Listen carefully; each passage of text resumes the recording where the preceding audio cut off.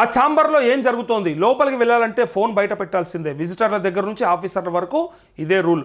Medical కార్పొరేషన్లో విచిత్ర వైఖరి ఎందుకు ఇలా అంటూ ఒక చాలా ఇంట్రెస్టింగ్ వార్త ఇది.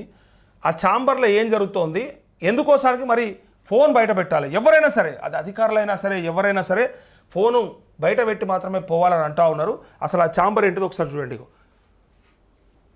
రాష్ట్రంలో ఐఏఎస్ ఆఫీసర్కు లేని రూల్ను Telangana medical services infrastructure development corporation MD అమలు చేస్తూ ఉన్నారు. ఆయన ఛాంబర్కు వెళ్ళాలంటే ఖచ్చితంగా ఫోన్ బయట డిపాజిట్ చేయాల్సి ఉంటుంది. విజిటర్ల నుంచి ఆఫీసర్ల వరకు అంతా తన పేషెంట్లో ఫోన్లు ఇచ్చి వెళ్లాల్సిందే. ఫోన్లు ఉంటే ఎట్టి పరిస్థితుల్లో లోనికి వెళ్ళిచ్చేది లేదంటూ తన పేషి స్టాఫ్ హెచ్చరిస్తుంటారు. ఫోన్లు చెక్ చేసేందుకు ప్రత్యేకంగా 2 స్టాఫ్ని ఎంట్రన్స్ వద్ద ఏర్పాటు చేశారంటే పరిస్థితిని ఊహించుకోవచ్చు.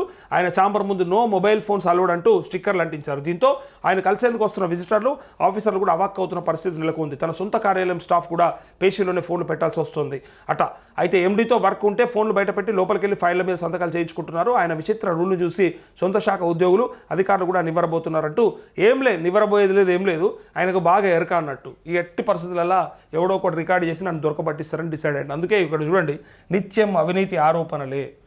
ఆ అవినీతి ఆరోపణలు వస్తున్నాయని చెప్పి ఇది ఏదైతే ఇన్ఫర్మేషన్ ఉందో ఈ ప్రకారంగా ఎవరు ఫోన్ తీసుకపోయినా ఇచ్చేది, పుచ్చేది, తెచ్చేది ఏదున్నా సరే ఆడ ఫైళ్ళ మీద సంతకాలు పెట్టాలంటే జరిగే తతంగం అంతా రికార్డు చేస్తే కనుక ఆయన పదవి ఇవ్వడంతో పాటు ఏమంటారంటే అప్రదిష్ట పాలైపోతామని చెప్పి ప్రభుత్వానికి కూడా పెద్ద ఎదురుదెబ్బ అవుతుందనే భావనతోనే ఆయన ఇట్లాంటి పని చేస్తూ ఉన్నాడంటే ఆయనకు ఎంతో ఎక్స్పీరియన్స్ అయి ఉంటుంది ఇక ఫోన్ల విషయంలో.